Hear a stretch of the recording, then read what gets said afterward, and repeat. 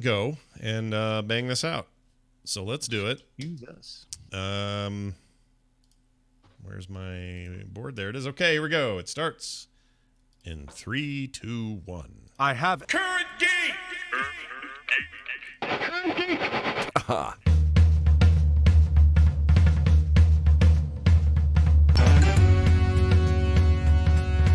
Hello, everybody, and welcome back to Current Geek. This is the Current Geek Film Festival, a special monthly look at the greatest movies of all time from a geeky, nerdy perspective. I'm Scott Johnson. He's Tom Merritt, and this week we are talking about the movie The Dark Knight. That's right, Scott. Oh, yeah, the Dark Knight. Yeah. Yeah, it's not even a good low voice. It's just more of a gravelly, like he's got a cold kind of voice. In case you're confused, this is not Ben Affleck. It is not Val Kilmer. Yep. It's not George Clooney. No Michael It's Keaton. not Michael Keaton. Right. This is Christian Bale as Batman. Yes, the worst of the voices of Batman. I'm not going to say he's a bad Bruce Wayne. I disagree. I find the Christian Bale Batman voice great when I'm in the movie. It does immediately feel silly once I start thinking about it later. It's hard for me. Like, I love the Nolan trilogy, and I think it's still, this particular film we're talking about today is my favorite comic book movie of all time, or comic book based movie. Wow. Still, even to this day. And I think it's a lot of people's. That's why it's so high up on our list. Yeah, it's a big deal. It's really good, and part of it hinges, well, a huge amount of that hinges on the Joker performance. Like, it's just unbelievably good. But it's a really great movie, and I like the whole trilogy. My biggest problem with the trilogy, though, is 100% his voice. It's just that. Like, everything else is fine. Don't have a problem with just about any other plot point. But bit Batman of casting. always kind of talks like that. Is it just that he exaggerates it too much for your taste? The one thing that the Affleck Batman did right, in my opinion, because I think everything else about that stuff's not great, but is the suit provided a voice modulator. So when you wear the suit, he would get this kind of, like, lower tone thing, but it was artificial. It was created by, there was a computer thing happening in his head, or in his cowl, and they made a big deal out of that. In that film, and that fits in with the Batman as techno superhero. Yes. He doesn't have natural powers. It's all about unless it's his supernaturally smart brain, right? Right. He is a smart guy, the Tony Stark of this world, really, of the DC world. But I like when they did that, and I thought, oh, that's how this should be done. And I just wish that Nolan would have thought of that too, because I think it would have enhanced my enjoyment of the characterization. Everything else about Christian Bale's fine. I just don't think he has a good gravelly voice, and so when he pulls it out, I just go, it sounds like he got like a cold. It's not very good. Well, it doesn't help that he's sitting right next to Morgan Freeman through a lot of the movie too, the master of the deep gravelly voice.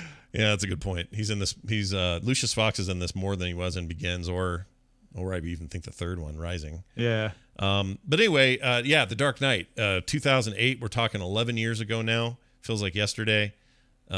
It was, in fact, that year's Nerdtacular film. July 14th, 2008 in New York City. July 18th, 2008 for Salt Lake City and the rest of the United States. And July 25th, 2008 in the United Kingdom. This was a joint UK-US production. Yeah. And I think it shows. I'm not sure why I think that, but I think it does. I don't know. There's a quality to it that feels, I don't know. Like, Nolan movies in general feel this way to me. And maybe it's because he's British. I don't know. But his movies always have the same kind of tone. I like that tone a lot. And I think that this is, of the three movies of the Batman trilogy, certainly his best of those three. And it's right up there with the best thing he's ever done, which I think is Inception, personally. I really liked Inception a lot. But that wasn't him. Yeah, it was. Inception? Totally was him. No. Christopher Nolan? Yeah. Inception. Yeah, with Leo DiCaprio and all those guys. Totally him. Same director. Christopher Nolan made Inception and then it also had the German, what's the composer guy who did this thing? Anyway, takes him wherever he goes. He also did Inception's music. Some of the best soundtrack ever. Are you thinking of a different movie? Well, no. The only reason I said that is I was looking on IMDb for what he had done before this. Yeah. And I swear I did not see Inception, but there it is. Oh, he hadn't done Inception yet. Inception was after this. Yeah. That's what is in my head. Yeah, his in between. He did do Inception. You're absolutely right. I apologize. Right. But he hadn't done it before The Dark Knight. Correct. Yeah, right. It came afterwards, which is interesting, but in its own right. But he always does these great in between movies, and they kind of mark the trilogy. So he does Batman Begins. He had a lot of movies before this, Memento, and Insomnia. Well, I think that's important because I found it really interesting to watch this in a post Avengers Endgame world, right? Mm-hmm. Up to this point, Christopher Nolan had only directed Memento, Insomnia, Batman Begins, and The Prestige. Right. So he was thought to be a great director, great young director because of Memento, and he had done a really good job on Batman Begins. Mm-hmm. But he was still sort of a new guy, right? Yeah. Which is weird to think now that he has done Inception, as you say, Interstellar, Dunkirk, etc. Right. So I think that's really interesting because the other thing to remember is not only is Christopher Nolan the new guy, they're like, wow, they got that guy from Memento to do a superhero film. Well, that's kind of a cool idea, right? That's now normal, right? Marvel has just taken that ball and run with it, but it was DC who was doing it in 2008. And at this time, we all thought still DC was the only good comic book company at making movies. Yeah. When did we was Iron Man that year? When was that? Because that would have been the same year, right? 2008, we got Iron Man 1. That sounds about right. Let me nail down the exact date, but yeah. It does feel like 2008. It was like a hint that Marvel might soon know what they were doing because of Iron Man. It felt a little bit like, well, that could just be a one and done, and now we'll go back to making poopy adaptations. But right. We didn't know. Well, because Feige wasn't even in charge of the franchise yet. Marvel wasn't owned by Disney yet. Right. That was all up in the air. And Iron Man was thought to be like, so really DC does the freaking Dark Knight and the best you come at us was freaking Iron Man? Yeah. I mean, it was a good movie, but let's be honest, it's not one of your major characters. Right. He's B tier at the best at the time. Now, that stuff's all A tier. Yeah, May 2nd, 2008. So it came out before The Dark Knight in that same summer. And I'll be honest, was eclipsed by it. Oh, 100%. We saw Iron Man not in the theater. We saw it on demand later. Yeah. We saw The Dark Knight day one. Oh, yeah, for sure. For us, it was that Nerdtacular weekend, which made it special in its own right. But it was also such a great pull because we didn't know if it was going to be really good or not until we saw it. And the year before that, we did Spider-Man 3, which was abysmal, was not good. And it kind of made for a bummer. Oh, right. That's the other ding on Marvel at the time. It was like, man, Marvel makes things like Spider-Man. Sometimes they're good, but not this last one. Yeah, and 3 was really bad. So people were not sure about this whole Iron Man thing. And yeah, like we weren't in the place we're in now. And it's hard to remember a time when we weren't, where MCU and Marvel kind of ruled the roost. I mean, yeah, I'm sorry to keep obsessing about it, but everyone talks about how great Marvel is at making movies, and they are. I'm not going to argue that they're not.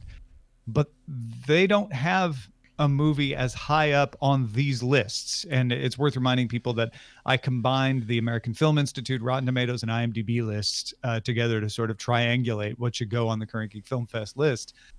And Dark Knight is right up there near the top. Yeah. What's great about Dark Knight is it's more than just, and I felt this way at the time, it felt like more than just a comic book movie. They didn't just stick to the comic book script. And by that, I mean all the obvious tropes that you would have in your comic book story. It felt like a good detective-based sort of thinking man's approach to the story. It was very, it's basically a terrorist movie at the end of the day. Like if you're going to try to plant this in a genre, it's a terrorist movie.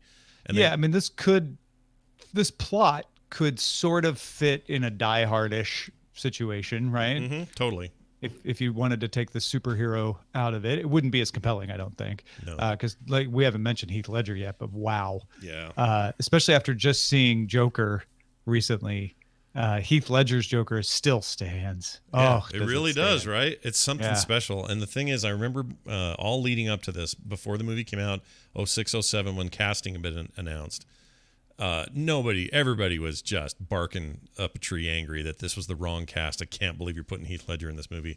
This is a terrible idea. This is one of my first examples of the modern internet having a meltdown about a thing they hadn't even seen yet, based on predisposition toward a certain actor or something. And this is one of the most amazing performances of that decade. Like straight up out of any movie of any kind, it feels like it stands way up there near the top. And so many little choices he makes, good. like the licking stuff that chewing on his freaking good. Scars that are this, you would assume are on the inside there. It's just really gross to think about. But then there's a humor to him without him being the wacky Joker. He's got a timing to him and I don't know. It's really hard to explain. It's just sublime. There's been nothing like it. And I haven't seen the new Joker, so I can't say, how this new thing compares. And I'm sure it can stand on its own for whatever it is. But as far as I'm concerned, Heath Ledger is the greatest Joker they ever made. He's just amazing. And if anything, I'm, like a lot of people were obviously very bummed when Heath Ledger died way too soon. Before the movie came out, if I remember right. Before the film even hit. That's right. And so he, I don't know that he ever really got the proper accolades in awards and things and stuff like that. But also, we never got to see what he'd do next because this was so singular of a performance that it still, 11 years later, just owns the film. In fact, I don't think this movie's nearly as good or would be as high up on this list without him in there. And without that, the character, the way it is written in there. I think that makes all of the difference. Otherwise, everything else is pretty standard stuff. It's escape from this and do this other thing. And, we got to go fight the deal. If they didn't have this kind of Joker causing this kind of havoc, I don't think Dark Knight is as good as it is. It's just that important to the movie. Like many of these films that we've talked about, Citizen Kane, Godfather, etc., there are things that are in this movie, dialogue-wise, that have worked their way into our daily lives that we forget are from this movie. Mm-hmm. Why so serious, etc. Mm-hmm. I still do a thing where I'll come into a room and there'll be people and I'll go, I've only got one question. Where's Harvey Dent? I'll do that all the time. And the kids do it. My kids are always like, Dad, where's Harvey Dent? Like it's burned into us. Uh-huh. And I think that maybe is the sign. Like you and I've seen enough of these movies to notice a trend here, right? They all have these memorable cultural permanence to them. And I think that role in particular in that movie did it. Well, and it's arguable that this movie isn't as good as other movies around it on our list. Mm-hmm. I find that to be especially true because we're down at number 26, so the ones above it are Seven Samurai and Taxi Driver, and just below it Treasure of Sierra Madre and Apocalypse Now. And when you start to think about that, you're like, well, does The Dark Knight really belong there? The first 2/3 of the movie absolutely do. Mm-hmm. This is a well-filmed, well-constructed, well-written movie. It did start to drag a bit for me towards the end. It felt like I was getting a second movie. My problem, and yes, it flows right in, right? Like the Joker scars Harvey Dent, that turns Harvey Dent. Harvey Dent's turn to evil feels a little abrupt. Yeah, sometimes. Yeah, and also his time as Two-Face is super abrupt. Like you get him for a hot minute and then he's dead. Like, what's the freaking point of building up this extra villain who is a hugely storied villain in the Gotham mythos? Like, you need that guy around. He's dead already. Like, all I could think of at the end of that movie, especially in the theaters, was, oh, he's not really dead. He can't be dead already because we just got Harvey Dent. You don't just kill him. Like, he's got to carry on to whatever next sequel you're going to do or whatever. And at the time, we didn't know, what 3 was going to be. But, yeah, like, I feel like this movie suffered from a thing that a lot of these movies did back then, Spider-Man in particular, and they weren't quite used to letting go of this idea that you didn't have to have 3 villains in your movie. You could go with 1. That's fine. Yeah. But these movies always tried to cram more in. So even at the beginning of this, you had a carryover from the Scarecrow. Mm-hmm. You had the Mob is its own villain in a lot of ways, especially in the comics. And then you had the Joker, obviously, and then Harvey Dent. Like you end up with 3 major Batman villains crammed into the same movie. And that was a problem with the Schumacher films. The reason you could argue that the first Tim Burton Batman movie was better than the rest was because it was the Joker and that's it. They didn't dink around with a million other characters. But by the time they got to Clooney and stuff, they've got Two-Face, they've got freaking the Riddler, they got Poison Ivy, all in the same movie. Like, what are you guys even doing? So I feel like they do that a little bit too much here, and it shows in that ending where everything feels a little sped up for the Harvey Dent arc, who it was played pretty deftly the whole time by Aaron Eckhart. Oh, yeah. Nice Utah connection, went to BYU, film grad over there. But anyway, he was great, and the makeup was really cool. The digital makeup they did was neat. I just think that whole arc got short shrift in the end, and it's a bummer. Just went too fast. But there's no arguing that I think one of the reasons that The Dark Knight is considered so highly isn't just a handicapping of the scale because it's a superhero movie. Mm-hmm. Oh, I think that probably has something to do with it. I think it also has to do with the fact that it's proved to be very influential. And again, I like to go back to this a lot when we look at these movies and say, remember that there wasn't superhero movies like this before The Dark Knight. Now, Batman Begins had been like this somewhat, but The Dark Knight took it to a whole other level as far as the grittiness and reality. And superhero movies up to then had been glossy and comic-y. In fact, Spider-Man 3 suffered because it was too glossy and comic-y. Mm-hmm. And so this was new. Now we look at it and we're like, oh yeah, they do that dark superhero thing all the time, but boy, The Dark Knight did it better. Dark Knight did it in an unprecedented way. And it has been influential. Ryan Coogler said that Gotham City from The Dark Knight influenced his representation of Wakanda. I felt that when we see Lucius showing off the tech, I'm like, this is very much like Shuri in Black Panther. Oh, for sure, right? Like Michael B. Jordan said that Heath Ledger's performance influenced his portrayal of Killmonger. Sam Mendes called The Dark Knight a game changer and influenced his approach to making Skyfall. Oh, wow. So when you have people out there saying, you know, when they get asked the question of like, what influenced you in making this movie? And they point to The Dark Knight, that shows why it's considered to be so quality, because so many people looked at it and said, wow, that's new, that's different, I want to emulate that. Right. And they took a notoriously troubled franchise from what had been a little too, very too cartoony in the 60s to a little too Tim Burton-y in the 80s and 90s, and then took it to a place that was kind of relatable. Like, this city looks like a city. This doesn't look like a big cartoon land. This looks like a place where you could see city things happening. And there's little touches, and the first movie was this way too. Smart to film it in Chicago. I totally agree, because Gotham always feels like Chicago in the comics anyway. It does, and it allows you to feel like you're not seeing the same city, right? When it's New York, you're like, oh, that's New York, right? Right. And Chicagoans are going to look at it and go, well, that's definitely Chicago. There's one very famous scene where you're seeing like the greatest architectural treasures of Chicago when you're going along the river there. But I feel like it did allow you to get a gritty kind of industrial feel that you wouldn't have gotten otherwise. Right. And sometimes the sun does come out, and sometimes, like, we can treat it like a real city with real people, and it gives it an edge of realism that they just haven't had in the past for that series. And so I really appreciate that. They still have the gothic elements of it, putting the gothic in Gotham, but without it feeling like a Tim Burton Nightmare Before Christmas sort of set. And I really appreciate that. So to me, the whole thing is just grounded in a certain kind of reality that then they can just sort of play in that playground, and it is exceptionally good for what it's trying to do. And I wouldn't be surprised if this doesn't stay on this big giant 200 movie list for a very long time, because I think it deserves a spot. I mean, you could argue that it's toned down for PG-13 a little, and it's not as gritty as it could be, or there's a lot of things you could say about it. I mean, would I like a rated R take? Sure, probably, but it's going for a general audience. But I think there's enough like Nolanisms here, like in tone and the way he films things, and I don't know, the kind of shots he does, the kind of edits he's known for.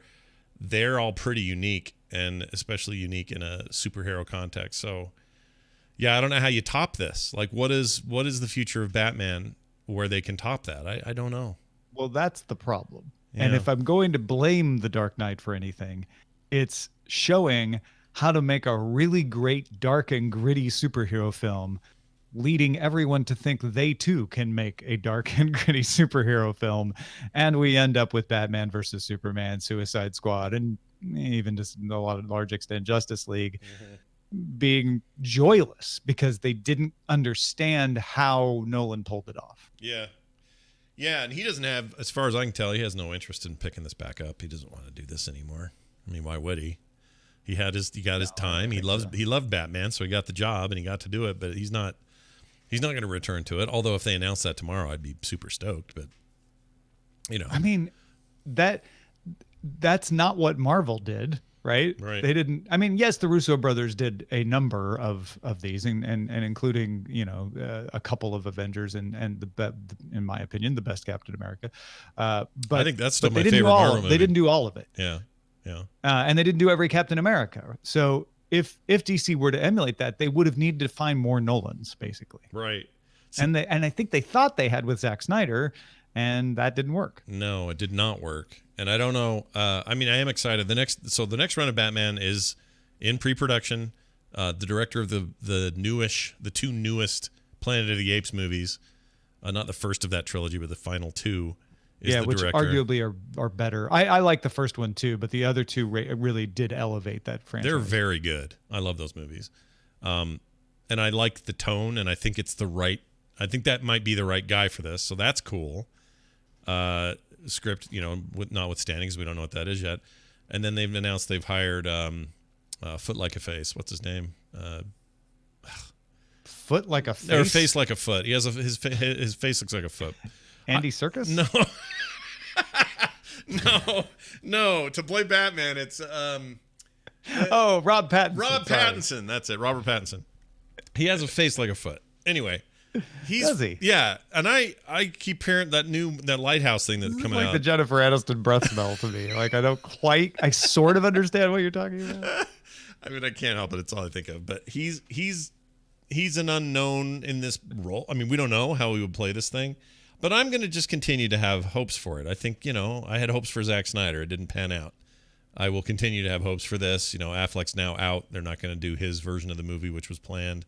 He was going to direct. The director is Matt Reeves. Matt Reeves, that's it. Yeah, that's the person you were trying to. Yeah, and he's great. I mean, at least based on those two Apes movies, I think that dude's cool. So we'll see. He did Dawn and War. Yes, for the Planet of the Apes. He did not do Rise. No, Rise is okay, and I think they all deserve to be watched in sequence. But Rise is missing something that the other two have, and they are. If people saw those come and go, and you were like, meh, whatever, Planet of the Apes, that's dumb. Do yourselves a favor, catch up on that, because that was really also awesome. When you go to IMDb, beware of spoilers, because they let you know that Robert Pattinson is not only playing the Batman but also Bruce Wayne. Oh my gosh, we should have had a spoiler warning on the show about this. Just so you guys know, Batman and Bruce Wayne are the same guy. It's out now. It's out of the bag. I like this. Also, I was about to mention the writers, and I caught myself because they list Bill Finger and Bob Kane. Is the writers great? Well, they're getting writing because created by sure. Credits. It looks like Matt Reeves and Mattson Tomlin are doing the screenplay. Do we know this Tomlin from Mattson Tomlin has written The Projectionist, which got did not get an Oscar nom for something, maybe not for screenplay.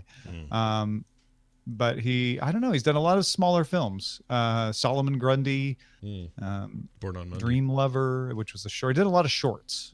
Solomon Grundy and The Projectionist being his only full screenplays to date. Interesting. He's also a director. He directed Solomon Grundy as well. There is actually a cast listing. I'm a little surprised. You got Zoe Kravitz as Catwoman. That was recent, I guess. Paul Dano as the Riddler. Jeffrey Wright as Commissioner Gordon. Oh, that's great. That's a great pick. And we're going to get the Riddler in this one. Looks like Paul Dano playing that one. Yeah, and he's a psycho, so that could everything he plays is weird to me, so he'd be great.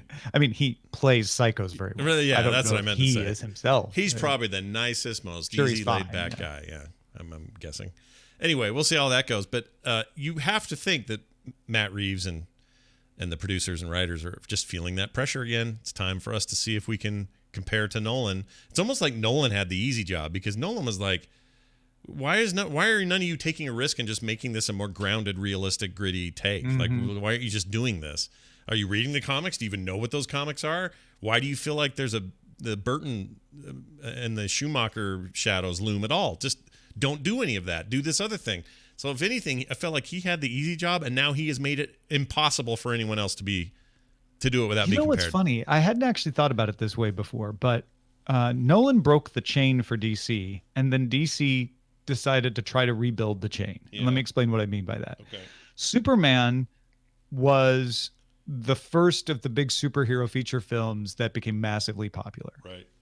And it was a comic book movie in all respects. Mm-hmm. So when they tried to do Batman, I think what they did was say, let's do Superman, but with a different comic book take, right? And that's why they got Tim Burton. So we want it to be comic booky, but in a darker way. And who does darker, glossy films? Well, Tim Burton, right? So that seemed to be a great choice. And then Marvel came along, and with Spider-Man, they're like, well, we'll do a comic-y, booky movie too. And they did a pretty good job with the first Spider-Man, and each one was a little less well. I don't know. I think 2 is better than 1. I like 2. Oh, really? You think 2? Okay. Yeah. But fair enough. I actually find things to like in 3, but I don't necessarily think it's a great movie. Right.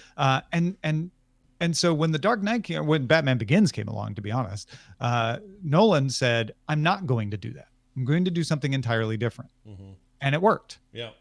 But what has happened since is Marvel learned from that and said, oh, that's what we're doing wrong with Fantastic Four. Well, I guess, it's not exactly Marvel doing Fantastic Four, but they're like, that's what we shouldn't do. Right. And you can see in the Hulk, and even a bit in Iron Man, but definitely in the Hulk, them making that mistake, right? Like trying to do something different, but also still trying to be comic booky. And then Feige sort of got them on the idea of like, no, we tell great stories, and those stories can be genre stories like Westerns or crime films, and then we just put them in the comic book universe, and that's how it works. Right. And instead of doing that, DC made the double mistake. I'm working this out on paper, so just bear with me. This may be totally flawed, but I'm thinking maybe what DC did was, dark and gritty worked for Nolan. Great. We'll do dark and gritty because that's the DC brand, but we'll also do an extended universe because that seems to work for Marvel. And that isn't what Marvel did that was successful. Mm-hmm. Marvel came up with a new approach and did the extended universe. Those are two separate and very difficult things. Right. And they did it deftly, and now everyone's playing catch up. It's because it's kind of funny to watch because DC comes in, nails it, and then Marvel goes, oh, we can do that. And then they nail it, and then they nail it and nail it and nail it. And then DC's like, we need to nail it again. And they came in and went and didn't quite nail it, and then didn't quite nail it again. And it's like they've forgotten. And maybe that explains the success of Joker, which is they said, okay, we don't care if it's dark and gritty, although it absolutely is. Just make a good movie. And so you get Taxi Driver. Right. But with Joker in it. Right. Yeah, you're right. And back to my whole, this is a terrorist movie. This is what Marvel does with theirs. They make genre films with superheroes in them. So my favorite Marvel movie is Winter Soldier. I love that one. It's my favorite. And it's the first Russo one. And I think it's still my favorite. That isn't Spider-Verse, which I also freaking love, but that's Sony, and it's not even connected. I mean, it's MCU, but it's not. Anyway. It may be connected now that they've made peace. But now they've all made peace. Different. Who knows? But it's all good stuff. But I really like Winter Soldier. At the end of the day, Winter Soldier is a 1970s style mystery thriller. Like it's not a normal, like Ant-Man was a heist movie. Like they know what they're doing, and I think that's it. They're taking familiar genre filmmaking that people already love, and they're tacking their characters on it with good stories, and it's not just cookie cutter by any stretch. And that's the right thing to do. And I think Dark Knight in particular did that exact thing. Whereas even Batman Begins didn't exactly do that. It was more of a straight, here's Batman learning how to do stuff, and his ultimate bad guy is Liam Neeson, and here's why. And it's great and all, but it's not a genre film that we're familiar with. It's a singular story. And I would say the same thing about the third movie, which I don't think is as good as this one. They're all good, but it's not as good. And it's because, again, it doesn't adhere to a genre everybody loves. So make it about a thing you people already like. Heist movies, detective movies, terrorist movies, disaster movies.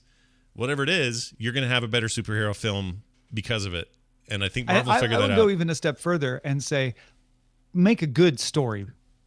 Make a good movie out of that story. Right. And gosh, you know what? Genres are genres because they've proven to be really good templates for making good stories and good movies.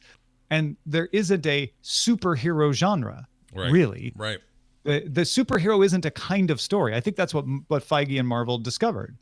And I think that's where Nolan's head was at, was I want to make a good movie. Mm-hmm. And I will pull from the characters. It's like you don't make an African movie. Right. You make a really good war story or romance or thriller set in Africa. Yep. That's what makes it different from the one set in Los Angeles, is where it's set and the people that inhabit it. And it changes because of that setting and because of the people you put into it. But the setting isn't a genre. Why should the characters being superheroes be a genre unto itself? Yeah, I think that's it. I think that's the secret to it. And I'm sure it's a lot more complicated than that, and smarter people than me would say so. And certainly people should email in, but on a very, very basic level, this movie feels like it understood that. The Marvel movies seem to understand that. And I really hope they can return to Batman in that way. I want Batman to live and breathe in that way again and not be so stifled by what they have done recently. And they need a win over there. I mean, they did well with Shazam. Or not Shazam, Captain Marvel. No, they called it Shazam, right? Yeah. Yeah. That was good. People liked it. That felt like a movie that had learned. Because they made a comedy. Yes, and it needed to be. And they also, not only that, they just knew, like you just said, they did the template, and they did their great story in a familiar setting that happened to be superheroes, and it worked out really well for them. So I hope that was a learning moment. Wonder Woman did similar things. Aquaman kind of, sort of. But there's a real chance here for Batman to get his glory back, and he deserves it. He's the greatest. I mean, I'm just going to say it. Here's a controversial opinion, hot take. He's the greatest superhero in the history of comic books, in my opinion, and always will be. I love him. I think he stands the absolute test of time and will always be cool to me. Batman will never not be cool to me, and he speaks to me on every level. So he deserves better from me, a lifelong fan. Superman's okay, whatever. All these other heroes, they're fine. I like the Hulk. I like Thor. Those guys are all right. Like, those guys are all cool, but nobody's Batman. Like, he is the dude, and he should be treated as such. He needs the best possible cinematic treatment.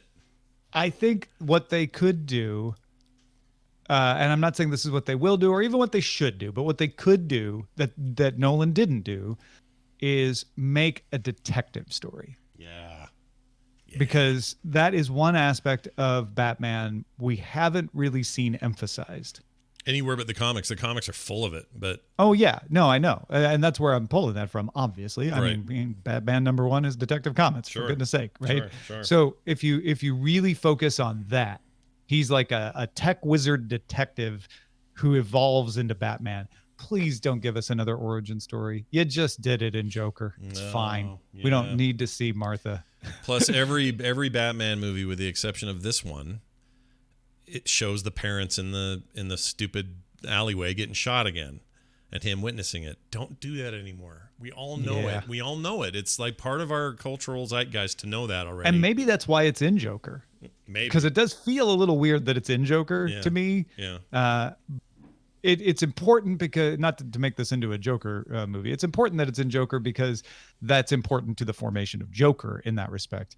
But it was a little weird that they're like, oh, okay, we're taking a turn into that. Mm-hmm. But maybe the Batman, which is what the Pattinson movie will be called, maybe that carries on after that, right? And we just don't need to go back to that. Yeah, if this is young Batman early in his Bat career, just get right to it. Like, we know. Oh, what if it was a private detective film? What if it was like a noir, Big Sleep kind of thing, right? All right. And he's trying to make it just as a straight private detective, and Lieutenant Gordon isn't helping him out any, and so he just starts taking things farther and farther, and that's how he becomes the Batman. Yeah, that would be all right. And again, it gives you all that detective bent on it. You have all the intrigue that comes with that sort of storytelling. Like, there's a real chance here to go places. What I'm not looking for is just another roller coaster ride in the movie theater. And that's why I like this Batman and the other Nolan Batmans, is they're not just roller coaster rides. They have their action scenes, and they're very good. And there's nothing wrong with any of that, and your movie will have it. But that does not need to be the focus. Like, there's a reason why the most memorable line from this, probably the most memorable two lines, are "Why so serious?" and the other being, "Some men just like to watch the world burn." I know. When that one came across, and I know this was not the first movie to ever say it, but I'm like, oh, right. That most people are alluding to this movie when they say that. Yeah, they're all thinking of Michael Caine. Yeah. Very, very kindly reminding Batman that there are some people who you just cannot deal with. And also, by the way, I think is a huge part of this movie's success is the pure anarchy of the Joker. And they make it clear a number of times that he's just a nihilist. He's just, there's no reasoning with him. There's no trying to talk him out of anything. Chaos. Right. He's an agent of chaos. In his own words. In his own words and his own actions. And at one point he says to Harvey Dent while Harvey's in the bed, he says, I'm going to paraphrase it. I can't remember exactly, but it was something like, no hard feelings because I don't have any. You know what I mean? Like, yeah. The reason and now I need you. Yeah. And this is the only time anyone's going to say no hard feelings to you that actually means it, because I really don't care. Right. Because I don't have feelings. So they can't be hard. Yeah. And that is so infuriating. If you ever know anybody like that in real life, it's the most infuriating thing ever. And usually they're psychos and do terrible things, but it really builds him up to be a character that you cannot take your eyes away from, but you also just hate. You're like, gosh dang it, he is the worst thing. And he's the worst thing because he's the exact opposite of Batman's one rule, which is not to truly harm anyone regardless of what they've done. And he'll harm everyone regardless of what they've done. And what I like is the typical comic book approach to that is to really hang a flag on that. Yeah. Like, you don't want to hurt someone, so I'm going to hurt someone and you won't be, and while they use that exact trope here, I mean, it's key to the situation where he's got Harvey in one and Rachel in the other place. And it's like, you're going to have to hurt somebody. He's not doing it because he wants to one up Batman. He's doing it because he's not playing the same game as Batman. Right. And that's what's so brilliant about him is he wins because he's like, you all think we're playing this kind of game and I'm not. And you haven't caught on to that yet. So you will never catch up to me. Yeah. I think that's an eternal idea that works on lots of levels, and it causes real anxiety for the watcher, which makes for a great movie. Because we know even on review, even on repeat, I've seen this movie a couple of times now. To me, it's like modern war. It's no longer everybody lines up in a line, gets up to the line of scrimmage and says, all right, on the count of three, we fight. We will now charge across the field, infantry. Like this gentleman's war doesn't exist anymore. Yeah. And so the idea that Batman could work within those rule sets because most of the world still adheres to them, here's somebody who's just defying it, who's just not playing, like you said, not even in the same game. And some of it's just simple con tricks. Like, I will tell you Rachel's in this building, but she's not. She's in the other one. Yeah. I will tell the boats that I will blow them up at midnight and then fail to do so. Right. Oops. Yeah. Although in that case, he really could have. He was just being a little bit distracted by Batman beating him up. Right. Which can happen. But I'll never forget, like, the introduction of the Joker was at the bank, but that was pretty brief. The real introduction is when he shows up at the mob meeting in that kitchen. Yeah, that's when you meet who he is. Yeah, and when he makes that you sort of get that he's a trickster because he hides himself in the team. Right. But yeah, you don't meet his personality till that meeting. And when he does the disappearing pencil trick, I mean, it is still one of my favorite moments in movies. See, it's gone. Yeah, it's just amazing. And that's a great example of the humor of the Joker being not funny, but humor. It's how it's exactly how it should be. He's got it right. He thinks it's hilarious, right? I mean, in your opinion, since you've seen both, and I have not seen the just Joker yet, the new movie, does he get that part right? Does it feel like he's It's an entirely different approach to the character, and there's even arguments about whether this is the Joker or just a Joker that maybe inspires the real Joker later. Oh, interesting, because it is set in the 70s, and Bruce Wayne's what, like a kid? I think it's set in like 1981, something like that. Oh, okay. Yeah, Bruce Wayne's young or something. Speaking of which, if we're gonna get picky about the kind of cool Batman things we'd like to see that they'll never do, I always like when the Batman comics decide to go period piece and they're like set in the 20s or something, or steampunk Batman. Yeah, I like all that weird stuff. But that'd be so cool. They'll never do it, but man, I mean, that's cool. When you do that noir detective take on Batman. You even make it black and white if you want to. I don't care. Yeah. Just shadow that thing up, make it rad. You could Wizard of Oz it, make it go color at one point. Yeah. Why not? Or what do you see? Schindler's List, the little girl's red jacket thing, only color in the movie. You could do the only the pearls from Martha. Yeah, only the pearls have color. Which is really just white, so you're not gonna really be able to tell. But the Marthas. That's just like the sum up of why those last movies were just so stupid. Anyway, Batman, Dark Knight. It's awesome. People should watch it. If you have never seen it, what are you even doing? Who are you? Dark Knight. And the movie they actually don't say the title of the movie until the very final scene as he's driving out of that parking garage and you hear Commissioner Gordon played fabulously by, what's his name? My brain just went dead. What's his name? Who played I had Gordon? this page open too, and I closed it. I'm losing my mind. I can't remember either. I'm gonna find it because I'm super annoyed. Okay, I can't find it. He's an award-winning actor. Gary Oldman. Jeez. He's narrating the final thing, and he says much stuff, and he says he's the Dark Knight, and he leaves. And I always love it when a movie says its own name. That's a thing I enjoy. Anyway, available now, rentable everywhere, but not streaming currently. Best I could tell. Oh no, that's not true. There is some service that is streaming it. It's called. It's some weird name, but it's like a voodoo type service that I'd never heard of. They're currently. Is that right? Yeah, I can't remember the name of it. I could look it up. Oh, it was streaming on Sling TV a month ago, but it's no longer there anymore. Yeah, is that what you're thinking of? Or yeah, possibly. I also saw it on HBO for a brief time, and then it went away from there. Yeah, I mean it's making the rounds of on-demand providers like HBO and Sling TV, so that's why it's not streaming on like a Netflix or an Amazon. It will be coming to HBO Max, one would assume, once that launches. Oh yeah, it's the one I saw is gone now, so you're right. It's not there anymore. All right, well, you can get it on Redbox for $3.99. Yeah, I mean you can. Also, you can just rent it digitally for a few bucks, and it's definitely worth it. It's very. You can very rent it. Rent it through Amazon or Apple or Google Play, any of those. Kind of makes me want to watch the third one again because that's the only one I've only seen once. Feel like I ought to probably revisit the third and see what Bane's like these days because I love me some Tom Hardy. I'll probably do that. Anyway, so do check that out. Hey, a reminder as you leave us today, everybody. Don't forget to stick around for Legal Geek because he's going to talk this week about how Miss Pac-Man rights are being fought for in court as the 1981 game remains profitable with an explanation of copyright termination practices in the U.S. Who knew that Miss Pac-Man might be on the verge of going open source, or who knows what that thing's doing? Eating up those rights. Who knows?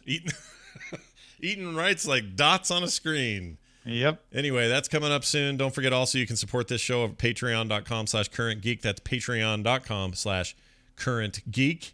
Tom, do you have anything else you want to mention before we go? Next month, King Kong, the 1933 version of King Kong. There are many versions of King Kong out there. This one has both the words King and Kong in the title and is from 1933. And as far as I could tell, that one is also only available for rental or purchase, but it is available in all the major stores. So you should be able to find it for a few dollars if you want. Go check that out. For me, just find everything else you're looking for at frogpants.com. This show, of course, can be found over at currentgeek.com. We are Current Geek on Twitter. Ace to Tech for Tom. I'm at Scott Johnson. Talk to us there as well. It's going to do it for us, for me, for Tom, for all of you. We'll see you next time.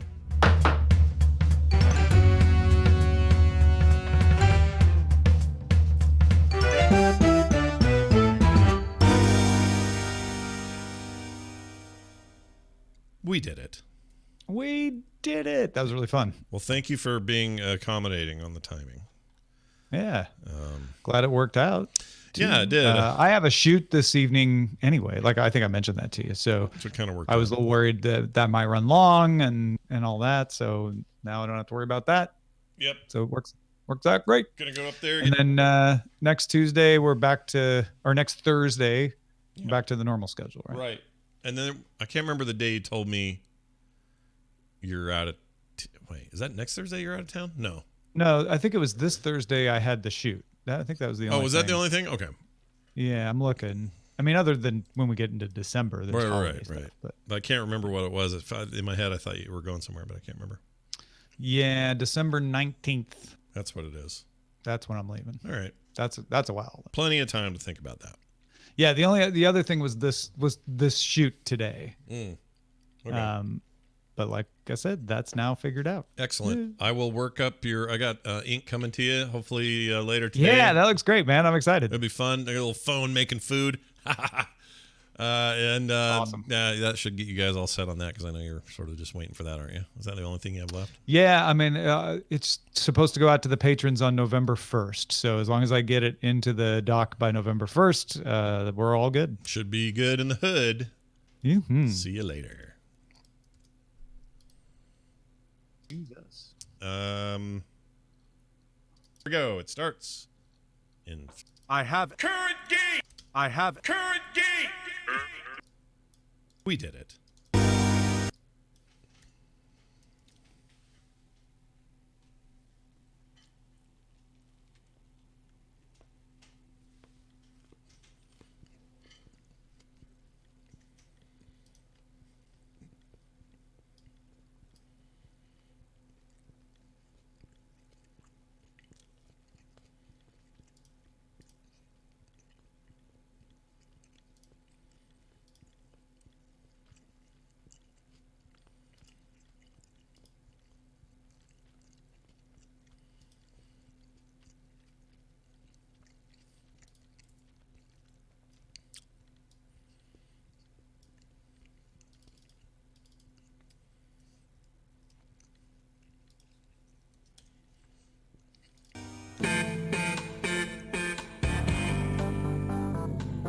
Hi, and welcome back to Legal Geek. This week we review a current lawsuit in California showing that the rights...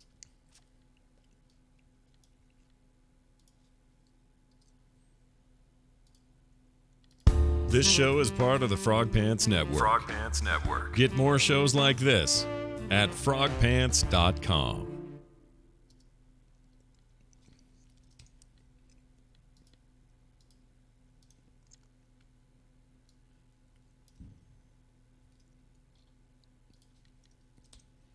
Buckeye Fitzy. This show is part of the Frog... I have current